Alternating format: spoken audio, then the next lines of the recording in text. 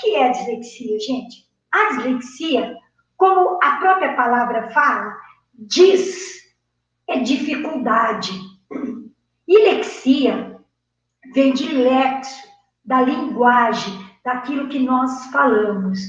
Então, a dislexia nada mais é do que uma dificuldade, um déficit que a pessoa tem no componente fonológico da linguagem. E isso aí, quando ela tem essa dificuldade, aparece num tempo em que é disparado, diferente da idade cronológica que ela está. Então, como diz a Associação Brasileira de Dislexia, e eu vou pedir licença para fazer a leitura do que a Associação Brasileira de Dislexia diz sobre a dislexia.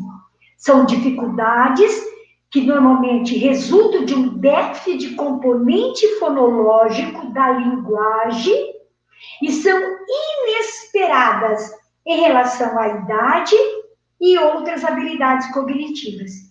E ainda ele diz mais, que é um transtorno específico da linguagem. Então eu volto a dizer, gente, olha, não é preguiça, não é má vontade, não é simplesmente um relaxo de não querer ler, de não querer entender. Não é um prazer que ele tem de que outra pessoa leia para ele, porque vocês vão ver que uma criança que tem dislexia, ela tem uma inteligência normal. E se eu fizer a leitura para ele, com certeza ele vai conseguir entender muito mais do que ele lendo. Mas você vai me perguntar, professora Luzia, como é que eu consigo diferenciar e como é que eu consigo descobrir essa dificuldade, esse transtorno na vida de uma criança? Porque é um transtorno, tá, gente? E com transtorno, o que eu entendo como transtorno? O que é um transtorno? Vamos parar para pensar aí. O que é um transtorno? É uma confusão. Pensa, transtorno é uma coisa que, modifica a tua vida, porque você tem que modificar alguma coisa, alguma estratégia que já está programada para modificar, para melhorar aquilo que você está pensando. Então, transtorno é uma confusão. Então, imagine uma confusão na vida de uma criança que ainda não está sabendo ler e escrever. Então, nós vamos começar falando lá da educação infantil. Quais são os primeiros sinais importantes que a gente vai ver dentro da educação infantil? Eu vi, enquanto eu esperava, pelo chat aí, que tem várias professoras que trabalham dentro da educação infantil e que, às vezes, elas falam, não, deixa lá, quando chegar lá no ensino fundamental, isso passa, né? É coisa de criança, é relaxo de mãe, é não sei o quê. Nada disso, pessoal. Então, nós vamos ter aqui agora alguns indícios, alguns sinais que já vão me deixar assim, aquela pulguinha atrás da minha orelha, para dizer, peraí, eu vou ter que trabalhar antes que se instale o problema propriamente dito. Qual é o primeiro problema que eu vejo aí? Aquela dificuldade que a criança tem para executar um quebra-cabeça. E eu não vou dizer quebra-cabeça grandão não, moçada. Eu estou dizendo um quebra-cabeça de 9, 12 peças no máximo, que são, inclusive, figuras conhecidas dele. Eles nem gostam de fazer, porque eles vão ali, na base do juntar um pedacinho com um pedacinho, eles não olhem a figura por um todo. Então, nós temos que começar, quando a gente for dar um quebra-cabeça para uma criança, aquele de superposição, que embaixo tem a figura e em cima ele vai montar o quebra-cabeça, porque ele tem uma base, ele tem que enxergar aquela situação que está ali, onde ele tem que pôr a pecinha sobre ela, certo? Então, essa é a primeira dificuldade. A segunda é aquela dificuldade que a criança tem de sentar para ler um livro. Sabe aquele momento em que a professora programa bonito, lá no cantinho da sala, uma almofada de princesa, a outra com uma bola, uma almofada com bola para os meninos, aí eles vão lá, se esparramam no chão, aquele delícia de interesse que toda criança tem de pegar um livrinho, de manusear, de fazer de conta que está lendo. A criança com dislexia não tem, não. Sabe por quê? Porque ela não gosta de nada que se está com material impresso, que ela precise fazer leitura. Então, ela foge de tudo isso daí. Tá certo?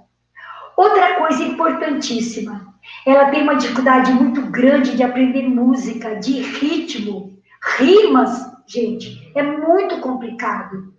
Então, aquela brincadeira que a gente faz dia a dia na educação infantil, com músicas, né? Com situações prazerosas para tantas crianças, para ela é nada disso, não. Apresentações, Dia das Mães, final de ano, festa junina, enquanto todo mundo vai para lá, ela vai para lá.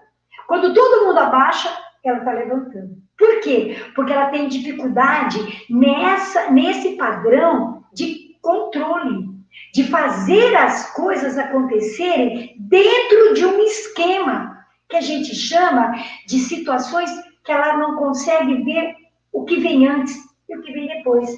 Problema de memória, ela não vai conseguir ter essa facilidade que as outras têm. Ela não consegue seguir instruções. Então, se eu digo para ela, primeiro faz um passinho assim, depois outro assim. Putz, quando todo mundo foi para trás, ela ainda está nesse aqui.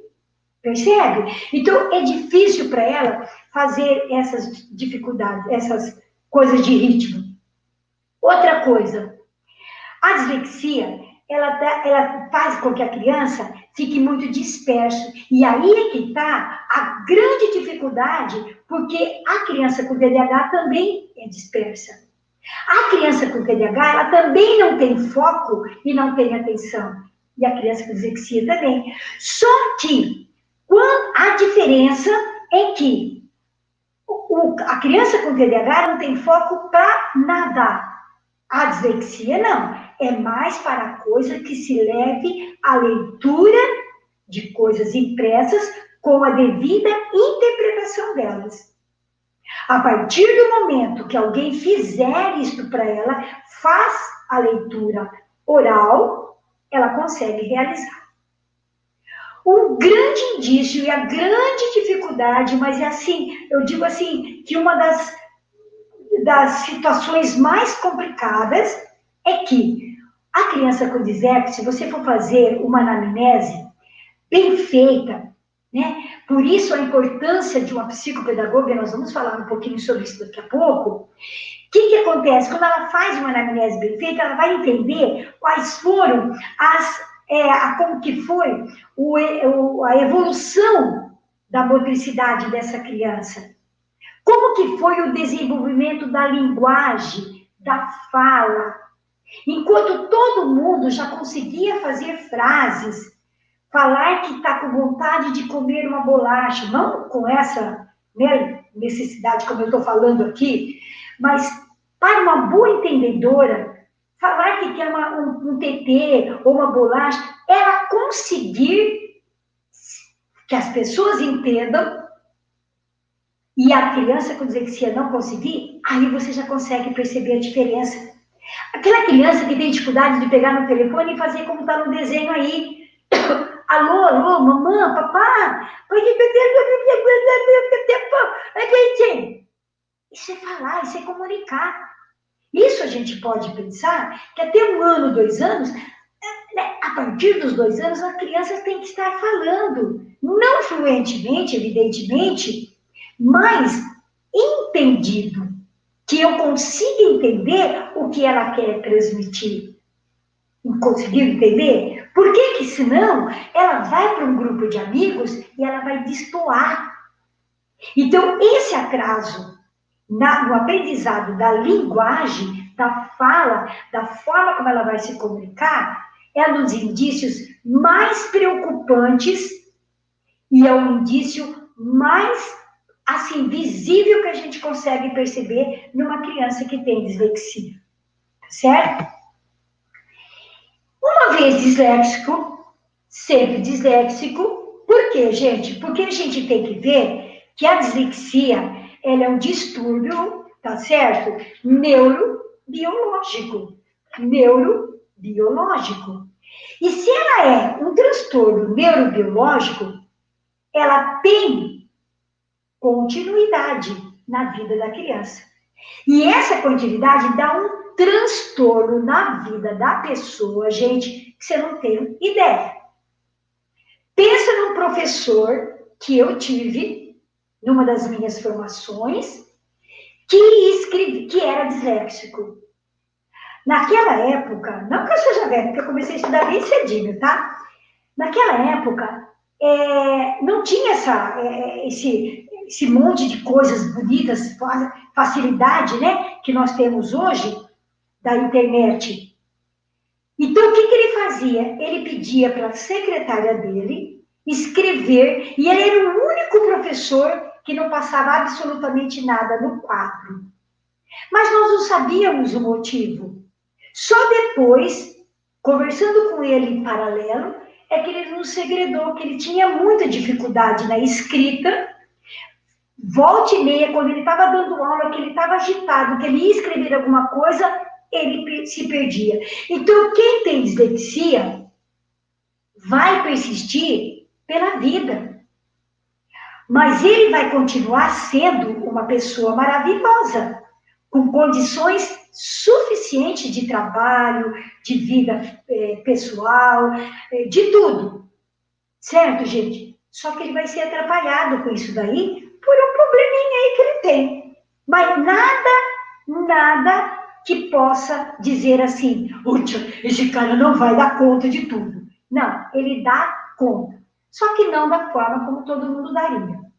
Então, quais são as dificuldades que ele vai encontrar lá no ensino médio? Porque a professora de educação infantil, infelizmente, deixou passar. Disse assim, lá no ensino médio, a professora chega lá e manda ver. Tudo bem, aqui não tem problema, aqui ele veio só para brincar. Tá? E aí, quando chega no ensino médio, o que acontece? Ele vai ter um vocabulário pobre. O que é um vocabulário pobre? É um vocabulário com sentenças curtas. Então, se você vai dizer assim para ele, olha, forme uma frase com a palavra cachorro. O que ele vai dizer? O cachorro é bonito, o cachorro é belo, o cachorro é sujo, o cachorro... São sentenças pai deu, entendeu? É imaturo para a idade dele. Então, neste momento, a gente tem que entrar com algumas subterfúgio, algumas atividades diferenciadas para que ele consiga melhorar esse vocabulário pobre. E de onde veio isso daí? Da dificuldade que ele teve lá atrás de ler historinha, de manusear livros, de ver coisas impressas que ele não queria naquele momento. Então, a dificuldade só vai aumentando, vai dando uma graduada e acentuada.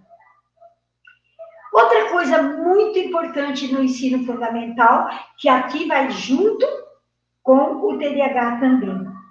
Falta organização, falta dificuldade para cumprir metas e prazos. Por quê? Estão lembrados? A dificuldade que ele tinha, que eu disse agora há pouco ali, ele tem dificuldade de seguir Professora, instruções. Oi? Só faz um favor para mim, ali onde está escrito ocultar, você clica para mim ali? Ah, tá. Ok. Obrigado. Beleza. Tá bom. Não tinha percebido, desculpa. Então, na verdade, gente, quando a gente vai... quando ele vai fazer esse cumprimento de tarefas e tudo mais, ele esquece de anotar as instruções.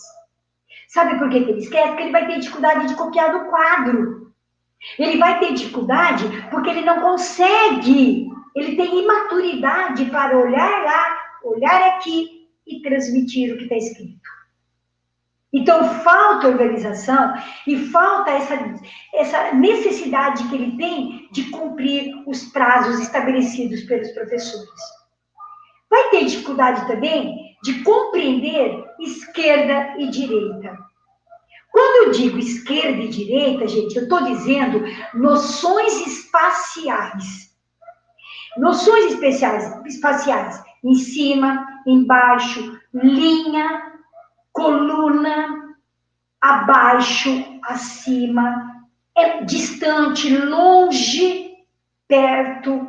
Todas essas situações que compreende a questão espacial, ele tem muita dificuldade. Por isso você vai ver que grande parte de uma criança que tem dislexia apresenta muita dificuldade lá na matemática. Porque o que é a matemática se não o antes e o depois? O que é a matemática se você não vai colocar eles em ordem, né? Os números em ordem, tá certo? Outra grande dificuldade do disléxico é manusear mapas, dicionários. Por isso nós temos que trabalhar muito, e eu vou mostrar para vocês daqui a pouquinho. Fique quieto, não sai daí não. Sabe por quê? É que a gente tem que falar um pouquinho dessa parte teórica para depois vocês entenderem o porquê das atividades práticas que a gente vai colocar aqui, tá bom? Então, eles têm dificuldade de manusear mapas. O mapa é uma questão muito distante. Eles não conseguem olhar lá e perceber assim, poxa, eu estou falando aqui de Maringá, no Paraná. Será que o Paraná está longe ou está perto da Bahia? Está longe ou perto de... Percebe, gente? Então, essas dificuldades de noção de tempo, de espaço, de longe, de perto, é muito difícil para eles. Por isso, ele não vai pegar um dicionário para ficar procurando lá as letrinhas. Lista em geral, ele vai ter dificuldade para tudo isso daí, certo? Como eu disse, copiar de livros ou de lousa. Por quê?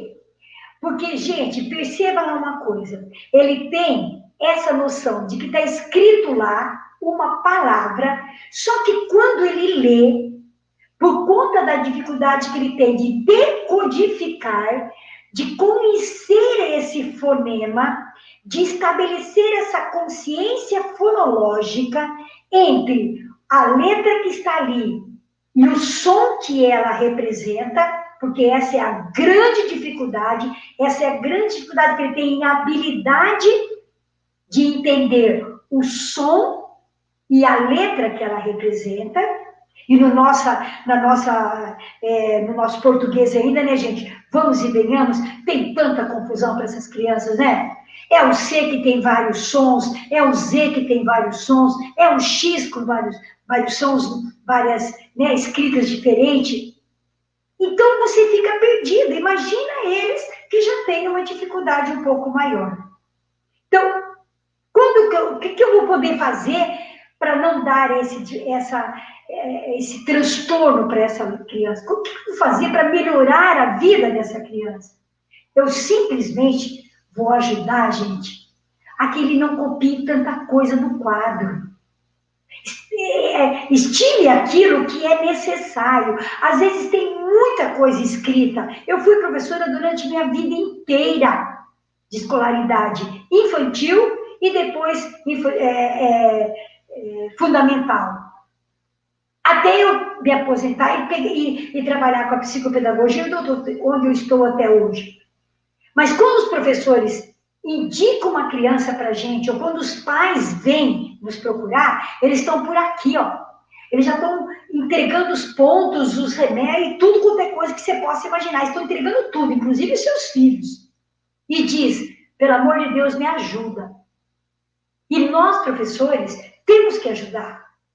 Porque quando ele tem essa dificuldade, gente, ele não consegue perceber.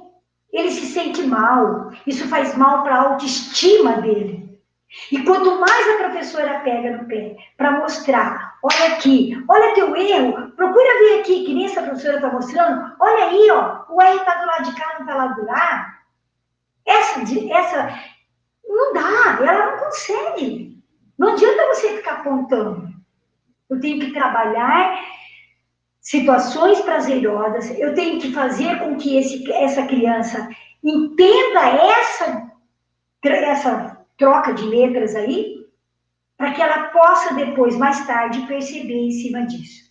Outra coisa, nós já falamos que lá na educação infantil, ela tinha dificuldade para ritmo, para música. A aqui ela vai persistir, porque a coordenação motora dela vai estar, não é bloqueada, mas ela vai estar travada. Porque vai ser uma criança que vai ter medo até de sair do lugar.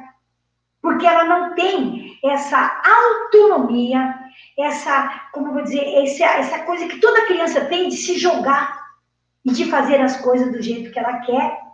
Depois que se dane, ela arruma. Entende? Então, nessa época, gente, nesse tempo, é que eu digo que nós, professores, temos a necessidade, vamos dizer assim, é que nós fazemos a diferença na vida de uma criança. Os pais também.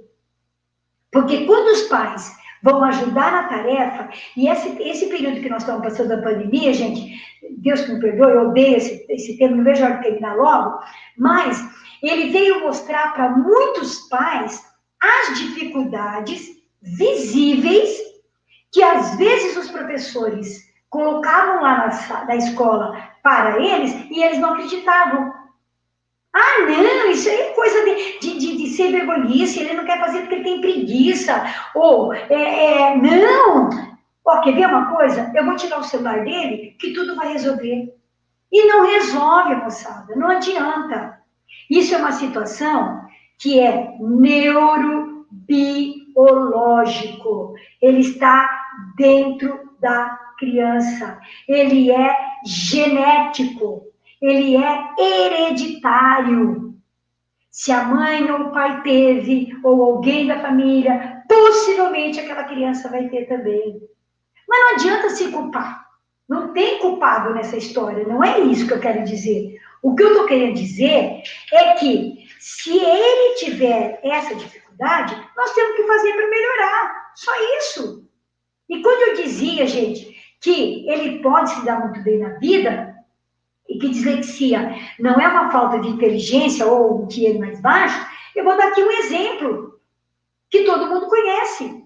Albert Einstein, o físico que foi tão rechaçado, que sofreu bullying, que não sabia escrever, que a mãe dele tinha que fazer leitura para ele. Ele era disléxico. Quer mais um? Conhece o criador da Apple? Criador da Apple, Steve Jobs, acho que é isso o nome dele, ele também é disléxico. Olha o que ele fez, só isso que ele fez. Percebe, gente? Tem dislexia, mas é um ser em construção. E se nós conseguirmos trabalhar precocemente, com atividades prazerosas para poder melhorar, para poder fazer com que essa criança flua um pouquinho mais, ela vai chegar onde nós queremos, onde elas querem também, tá? Vamos lá. Eu vou falar uma coisa para vocês, pega um lapisinho, pega uma canetinha aí, pega um papelzinho, anota o que eu vou dizer para vocês, gente. Existem 3 teorias principais que explica a dislexia. 3. Eu conheço 3, deve ter mais. A primeira é o déficit fonológico, tá? É a dificuldade, então, que a criança tem de representar e evocar os sons da letra. Então, se ela for falar a palavra pato, para ela fazer a, o, ela tem essa dificuldade. Se eu falar, então, aí que piorou, porque ela não vai conseguir entender o som. A outra teoria que eles falam é a lentidão no processamento auditivo. Ó, vírgula agora. Não vai confundir com processamento auditivo central. Esse processamento significa ela ler, mas ela não decodificar aquilo que ela lê. Ela pode voltar 3 vezes. Nessa fase escolar é muito importante a atenção e a participação dos pais na vida escolar da criança. O que você leu? Não entendi. Lê de novo. Nesta fase, ela vai ler quantas vezes ela quiser, porque ela vai ter dificuldade de processar aquilo que ela leu ou que ela ouviu. Isso é um problema do lobo temporal ou lobo frontal, que é quando a criança não lê e não ouve direito, certo? A terceira teoria que a gente conhece, eu não estou falando não é minha teoria, isso é cientificamente falando, né? É a falha ou a demora na aquisição das habilidades cognitivas e motoras. Quais são as habilidades cognitivas? Percepção, memorização, a concentração, a codificação. Tá vendo como você se amelha com o TDAH? Por isso a gente tem que tomar esse cuidado. Então, essa é a habilidade cognitiva. E quais são as habilidades motoras? O de locomoção, dificuldade de se locomover para a direita, para a esquerda. E agora? Eu viro para a direita, eu viro para a esquerda, vou para trás, vou para frente. Eu subo ou desço. De manipulação, de pegar instrumentos, de fazer alguma coisa. Ou o de estabilização, que é o do equilíbrio. Gente, como eu falei agora há pouco, eu torno a repetir.